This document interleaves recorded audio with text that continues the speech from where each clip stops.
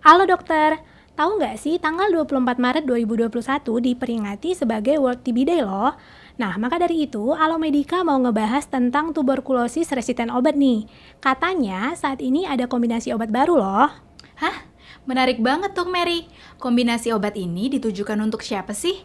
Apakah untuk pasien yang baru terdiagnosa TB, Dok? Enggak dok Ciho, obat ini ditujukan untuk pasien extensively drug resistant tuberculosis atau XDR-TB dan multi drug resistant TB atau MDR-TB yang nggak responsif sama OAT atau OAT lini keduanya diberhentikan karena ditemukannya efek samping. Prolognya jangan lama-lama, Dok. Yuk kita bahas di video ini.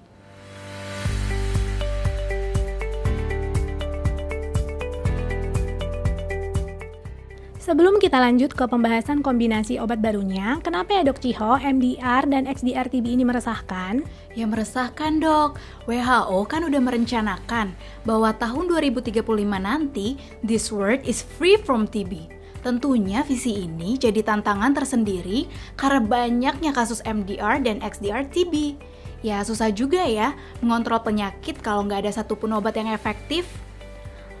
Paham. Lagi pula, sampai saat ini regimen terapi MDR-TB yang ada menggunakan 7 obat termasuk suntikan dengan durasi pengobatan 18 bulan hingga 2 tahun.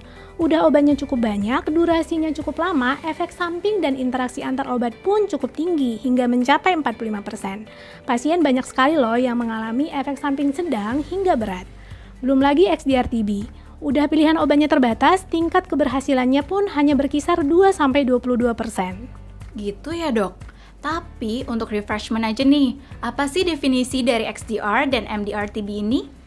Jadi Dok Mary, XDR-TB atau Extensively Drug Resistant TB adalah tuberkulosis yang resisten terhadap isoniazid, rifampicin, golongan fluoroquinolone kayak levofloxacin atau moxifloxacin, dan setidaknya satu obat injeksi seperti amikacin, capreomycin, atau kanamycin. Sedangkan MDR-TB atau Multi Drug Resistant TB adalah tuberkulosis yang resisten terhadap isoniazid dan rifampicin atau pengobatan harus dihentikan karena ditemukannya efek samping pada pasien. Duh, pusing juga ya dok. Nah, makanya tahun 2020 lalu NIJM ngeluarin artikel mengenai kombinasi obat yang katanya memiliki efikasi dan luaran yang baik untuk pasien kondisi tersebut.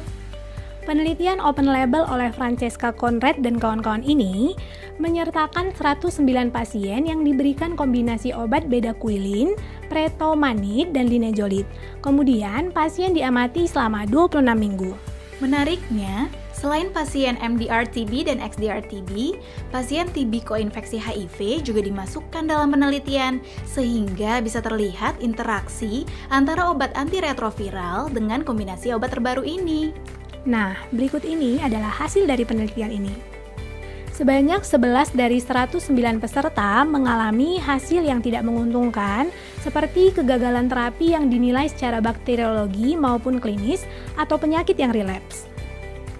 Beberapa kejadian yang tidak menguntungkan tersebut adalah 7 kematian, 1 tidak melanjutkan terapi, 2 mengalami relapse saat follow up, dan 1 tidak dapat dikontak.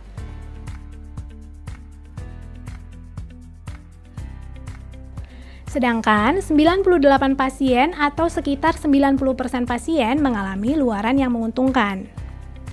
Gimana dok? Boleh dibuat lebih simpel nggak penjelasannya? Oke. Penelitian ini tuh terobosan banget untuk XDR dan MDR-TB dok.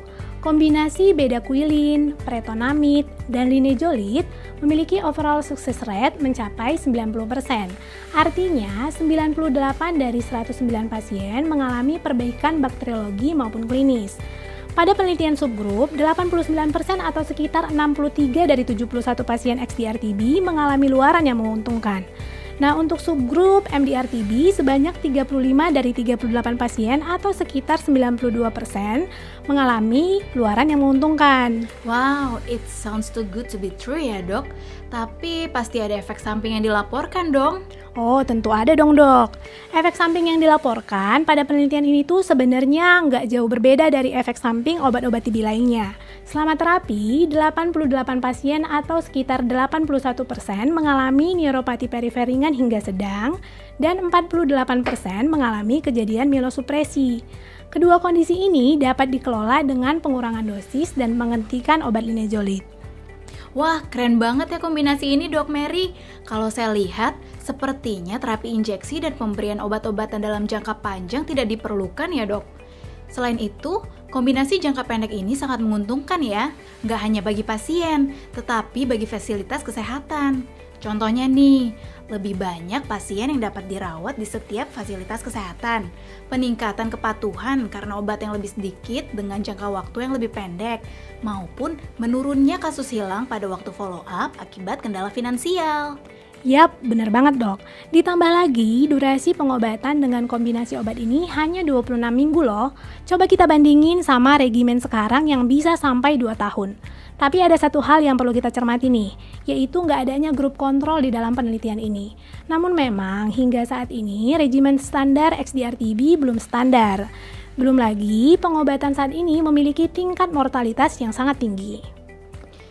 Sehingga kalaupun penelitian ini punya grup kontrol, rasanya kurang etis juga ya dok, karena grup kontrol akan mendapatkan terapi yang lebih inferior. Dok Mary, punya informasi nggak mengenai kombinasi obat ini? Kayaknya sih FDA udah approve obat ini ya dok. Tapi untuk BPOM dan Kementerian Kesehatan Indonesia sepertinya belum nih. Semoga kedepannya obat ini tersedia di Indonesia ya. Sampai di sini dulu ya dok, pembahasan mengenai regimen terbaru untuk TB resisten obat. Kalau dokter-dokter ingin mendapatkan informasi terkini mengenai update tentang dunia kedokteran, jangan lupa untuk download aplikasi Alomedica di Play Store maupun App Store. Jangan lupa untuk komen, like, share, dan subscribe ya dok. Jadi dokter andal dalam genggaman. Salam Alomedica.